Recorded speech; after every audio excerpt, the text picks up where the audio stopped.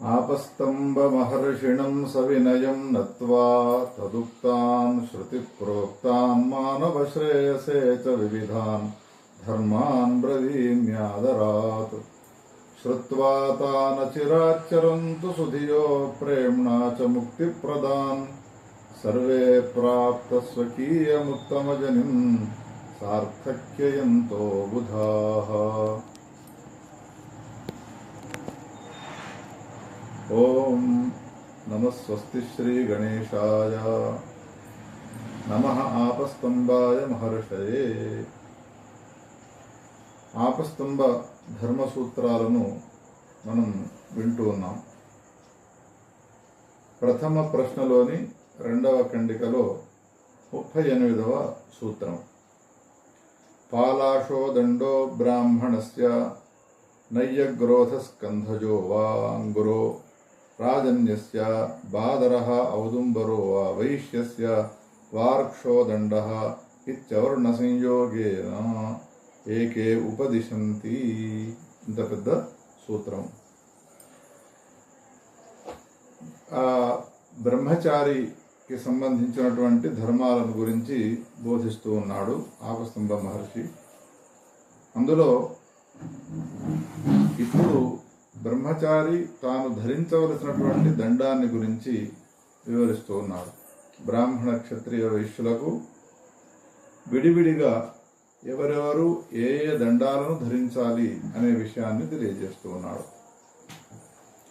అందులో బ్రాహ్మణుడు పాలాశ దండాన్ని ధరించాలి, మోతక చెట్టుకు సంబంధించినటువంటి దండాన్ని ధరించాలి.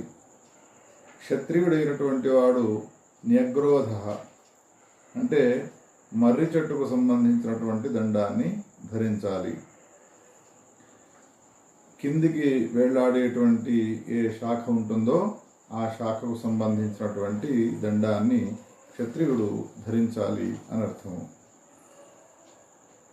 ఆ తర్వాత వైశ్య బ్రహ్మచారి రేగు సంబంధించినటువంటి బాదరహ రేగు చెట్టుకు సంబంధించినటువంటి దండాన్ని ధరించాలి అని ఈ విధంగా బ్రాహ్మణ క్షత్రియ వైశ్యులు ఎవరైతే ఉన్నారో వాళ్లకు విడివిడిగా దండధారణాన్ని గురించి వివరించి చెప్పినాడు.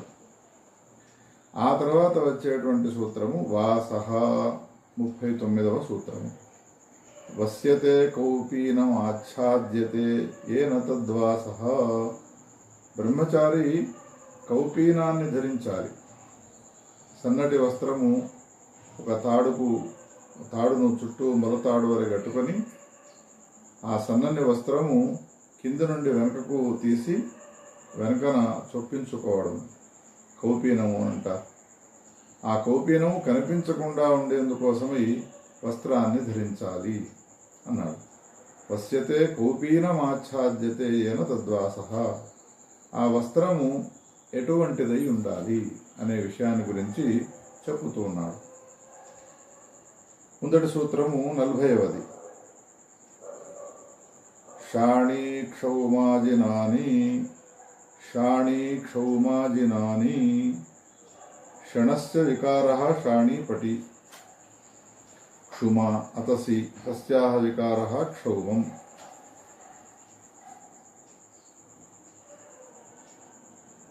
నల్లయాగి చెట్టు అని ఒక వృక్షానికి సంబంధించినటువంటి వికారం, దాని నుండి తీసినటువంటి ఏ దారములు ఉంటాయో దాన్ని క్షౌమము అనే పేరుతో పిలుస్తారు. దాన్ని ధరించాలి అనేటువంటి విషయాన్ని తెలియజేస్తున్నాడు.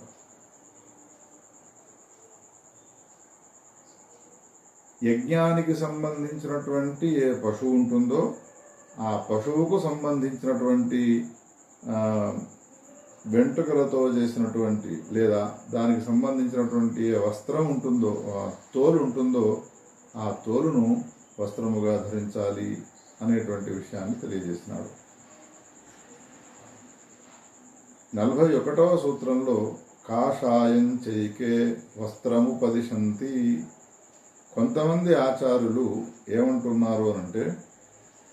కింద ధరించేటువంటి ఏ వస్త్రం ఉంటుందో ఆ వస్త్రము కాషాయ వర్ణంలో ఉండాలి బ్రాహ్మడైనటువంటి వానికి. బ్రాహ్మణ బ్రహ్మచారి కింద ధరించేటువంటి ఏ వస్త్రం ఉంటుందో ఆ వస్త్రాన్ని కాషాయ రంగులో ఉన్నటువంటి దాన్ని ధరించాలి. మరి క్షత్రియ వైశ్యులు ఎటువంటివి ధరించాలి, ఏ రంగుకు సంబంధించినవి అనే విషయాన్ని ఇంకొక సూత్రంలో చెప్తున్నాడు. ఇక్కడికి ప్రథమ ప్రశ్నలోని 2వ ఖండిక సమాప్తమైనది 41 సూత్రాలతో. ప్రథమ ప్రశ్నలోని 3వ ఖండికలో మొదటి సూత్రము మాంజిష్టం రాజన్యస్య, ఉపనీతుడైనటువంటి వటువు ధరించేటువంటి వస్త్రాలను గురించి చెబుతున్నాడు. వానికి సంబంధించిన ధర్మాలు, అందులో వాడు ధరించేటువంటి వస్త్రాలను గురించి ఇప్పుడు ప్రసక్తమైనటువంటి విషయం. మాంజిష్టం రాజన్యస్య, క్షత్రియ బ్రహ్మచారి ఎవడైతే ఉన్నాడో వాడు ధరించేటువంటి వస్త్రం ఏదైతే ఉన్నదో అది రక్తవర్ణముతో కూడుకున్నటువంటిది ఉండాలి, ఎరుపు వర్ణంకు సంబంధించినది ఉండాలి అన్నాడు. ఆ తర్వాత 2వ సూత్రము హారిద్రం వైశ్యస్య, పసుపు రంగుతో కూడుకున్నటువంటి వస్త్రాన్ని వైశ్యుడు ధరించాలి, వైశ్య బ్రహ్మచారి ధరించాలి అని బ్రాహ్మణ క్షత్రియ వైశ్యులకు బ్రాహ్మణునికి కాషాయము, క్షత్రియునికి రక్తవర్ణము, వైశ్యునికి హరిద్రవర్ణము పసుపు రంగుతో కూడుకున్నటువంటి వస్త్రాన్ని ధరించాలి ఆయా బ్రహ్మచారులు అనేటువంటి విషయాన్ని 3 సూత్రముల ద్వారా తెలియజేసినాడు. హారిణమైణేయం వా కృష్ణం బ్రాహ్మణస్య, తర్వాత ఉత్తరీయాలకు సంబంధించిన విషయాన్ని గురించి వర్ణిస్తున్నాడు. కట్టుకునేటువంటి వస్త్రాన్ని గురించి చెప్పిన తర్వాత ఇప్పుడు పైన వేసుకునేటువంటి ఉత్తరీయాలు ఉన్నాయో ఆ ఉత్తరీయాలు బ్రాహ్మణ క్షత్రియ వైశ్యుల వర్ణంలో ఆవిర్భవించినటువంటి బ్రహ్మచారులు ఎవరైతే ఉన్నారో వాళ్ళు ఏదేది ధరించాలి అనే విషయాన్ని గురించి చెబుతూ ఉన్నారు. బ్రాహ్మణుడు ధరించేటువంటిది ఏదైతే ఉన్నదో అది హరిణానికి, లేడికి సంబంధించినటువంటి తోలును పైన ధరించాలి, ఉత్తరీయముగా ధరించాలి. అది ఎటువంటిదై ఉండాలి? నల్లని చర్మమై ఉండాలి. హారిణం ఐణేయం వా కృష్ణం బ్రాహ్మణస్య, బ్రాహ్మణుడు ధరించేటు. ఆ తరువాత 4వ సూత్రము కృష్ణంచేదనుపస్తీర్ణాసనశాయీ స్యాత్, కృష్ణంచేదనుపస్తీర్ణాసనశాయీ స్యాత్ అని. ఆ పైన ధరించేటువంటి ఏ ఉత్తరీయం ఉన్నదో అది మృగానికి సంబంధించినది అయ్యుండి ఒకవేళ నల్లనిదై ఉన్నట్టయితే నల్లని ధరించవచ్చును అని గడిచిన సూత్రంలో చెప్పినాడు. ఇప్పుడు ఆ బ్రహ్మచారి పైన వేసుకునేటువంటి ఉత్తరీయాన్ని, చర్మాన్ని ధరించేది నల్లనిదే అయి ఉన్నట్టయితే దానికి ఒక నిషేధాన్ని చెబుతూ ఉన్నాడు. ఏమంటూ ఉన్నాడు అనంటే కృష్ణంచేత్ అనుపస్తీర్ణాసనశాయి స్యాత్, ఒకవేళ నల్లనిదై ఉన్నట్టయితే పైన వేసుకున్నటువంటి ఆ ఉత్తరీయాన్ని ఎట్టి పక్షాన కూడా, ఎటువంటి సందర్భంలో కూడా కింద వేసుకొని కూర్చోవడం కానీ, కింద వేసుకొని దానిపైన పడుకోవడం కానీ చేయకూడదు అనేటువంటి నిషేధాలు ఈ 4వ సూత్రము ద్వారా తెలియజేస్తూ ఉన్నాడు. రౌరవం రాజన్యస్య, బ్రాహ్మణునికి సంబంధించినటువంటి ఉత్తరీయాన్ని గురించి వర్ణించి చెప్పిన తర్వాత ఇప్పుడు 5వ సూత్రంలో రౌరవం రాజన్యస్య, మృగానికి సంబంధించినటువంటి ఉత్తరీయమే కాకపోతే రురు మృగానికి సంబంధించిన, రురు మృగము అనంటే బిందువులతో కూడుకున్నటువంటిదై ఉండాలి. ఆ చర్మము బిందువులతో కూడుకోనున్నటువంటి చర్మాన్ని రురు అనే పేరుతో పిలుస్తారు. అటువంటి మృగ చర్మాన్ని క్షత్రియ కులంలో పుట్టినటువంటి బ్రహ్మచారి దాన్ని ధరించాలి అనేటువంటి విషయాన్ని ఈ 5వ సూత్రము ద్వారా చెప్పినాడు. ఇక వైశ్యుడు ధరించేటువంటి పైన ఉత్తరీయం ఎట్లా ఉండాలి అనంటే చెప్తున్నాడు 6వ సూత్రంలో, బస్తశ్చాజనం వైశ్యస్య, బస్తాజనం వైశ్యస్య. మేకకు సంబంధించినటువంటి ఏ తోలున్నదో దానిని వస్త్రంగా పైన వేసుకునేటువంటి ఉత్తరీయముగా వైశ్యుడు ధరించాలి అనేటువంటి విషయాన్ని చెప్పినాడు. నల్లని మృగ చర్మాన్ని ఉత్తరీయంగా ధరించాలి బ్రాహ్మణుడు అని, చుక్కలతో కూడుకున్నటువంటి మృగ చర్మాన్ని ఉత్తరీయంగా ధరించాలి క్షత్రియుడు అని, వైశ్యుడు మేకకు సంబంధించినటువంటి చర్మాన్ని ధరించాలి అనేటువంటి విషయాన్ని బ్రాహ్మణ క్షత్రియ వైశ్య బ్రహ్మచారులకు విధించి, ఆ తర్వాత 7వ సూత్రంలో ఆవికం సార్వవర్ణికం, ఆవికం సార్వవర్ణికం.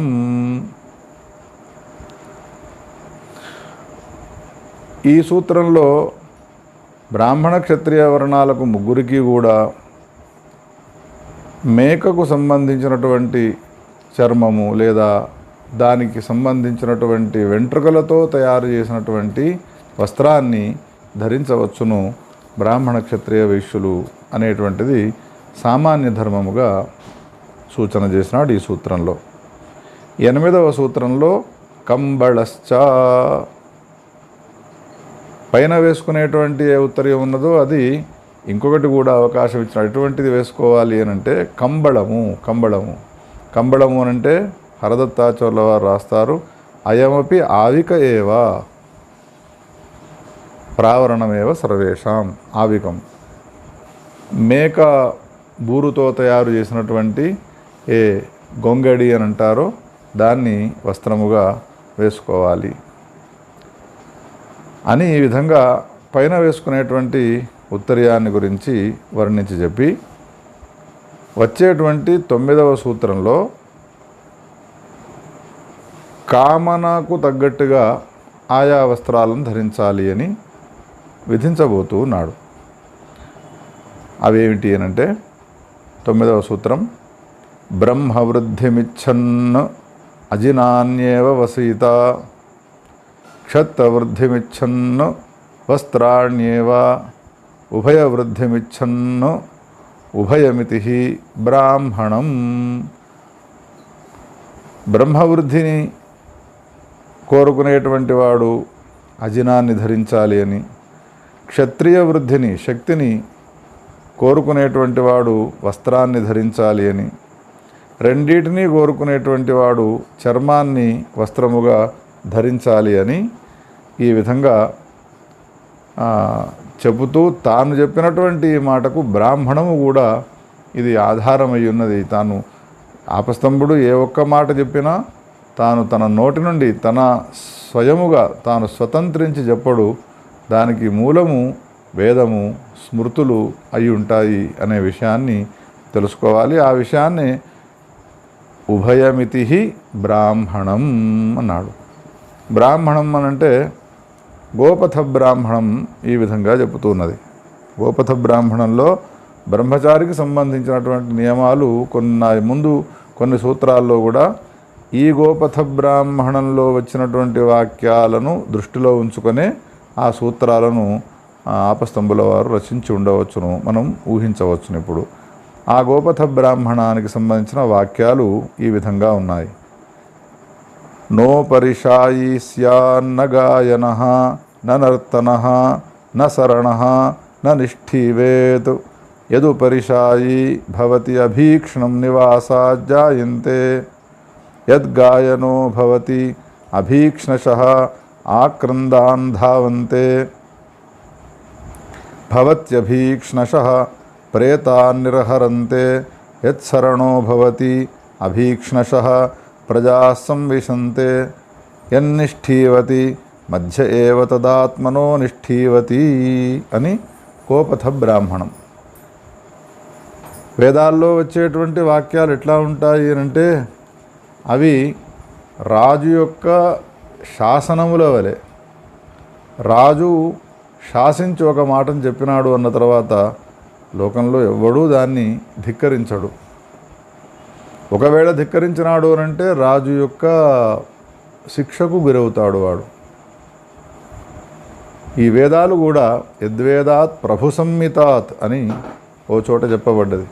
ప్రభు సంహితములై ఉంటాయి ఈ వేదానికి సంబంధించినటువంటి వాక్యాలు. ఇప్పుడు ఈ గోపథ బ్రాహ్మణంలో చెప్పినటువంటి ఈ వాక్యాలన్నిటి కూడా మనం పరిశీలన చేసి చూస్తే ఆపస్తంభుల వారు దీన్ని ఆధారంగా పెట్టుకొని ముందటి సూత్రాలను కూడా రచించినారు అని చెప్పక తప్పదు.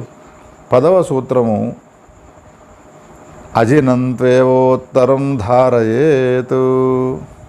ఉత్తరీయం కొరకై అజినాన్ని ధరించాలి, చర్మకు సంబంధించినటువంటి అజినాన్ని ధరించాలి.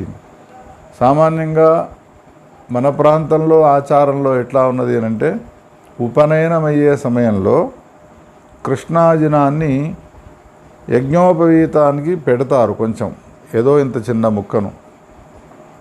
కానీ లోకంలో ఇక ఆచారంలో ఏం పడిపోయినది అంటే ఆ యజ్ఞోపవీతానికి చిన్న ముక్కను పెడితే సరిపోతుంది అని. ఎందుకు ఆ యజ్ఞోపవీతానికి ఆ కృష్ణాజినాన్ని పెడతారు అని ఆలోచన చేసి చూస్తే బ్రహ్మచారి పైన కప్పుకునేటువంటి ఏ ఉత్తరీయం ఉన్నదో అది కృష్ణాజినమై ఉండాలి. బట్టలకు సంబంధించినటువంటి వస్త్రాన్ని కాకుండా కృష్ణాజినాన్నే పైన కప్పుకోవాలి అనేటువంటి విషయాన్ని ఎంతమంది తెలుసుకోనున్నారు? ఆపస్తంభుల వారే కనుక ఈ సూత్రంలో కనుక ఒకవేళ మనకు చెప్పి ఉండకపోయినట్టయితే. అందుకని ఏవేవి మనకు ప్రాచీనమైనటువంటి గ్రంథాలు ఉన్నాయో, ఏ ఋషులు ఏ స్మృతులను ఏ సూత్రాలను మననుద్దేశించి రచించినారో అవన్నీ కూడా అధ్యయనం చేస్తే విషయం ఏమిటో మనకు చక్కగా అవగతమవుతుంది. ఇందులో సందేహమే లేదు. ఆ తర్వాత 11వ సూత్రంలో అనృత్తదర్శి అని నిషేధించినాడు. అంటే నాట్యాలు మొదలైనటువంటివి ఏవి కూడా బ్రహ్మచారి అయినటువంటి వాడు చూడకూడదు అని నిషేధం. నృత్యాలు ఏవైతే ఉంటాయో, నాట్యాలు, నాటకాలు మొదలైనటువంటివి ఏవి కూడా బ్రహ్మచారి చూడడానికి వీల్లేదు. అదే నిషేధాలను కొనసాగిస్తూ ముందటి సూత్రంలో 12వ సూత్రంలో సభాః సమాజాంశ్చ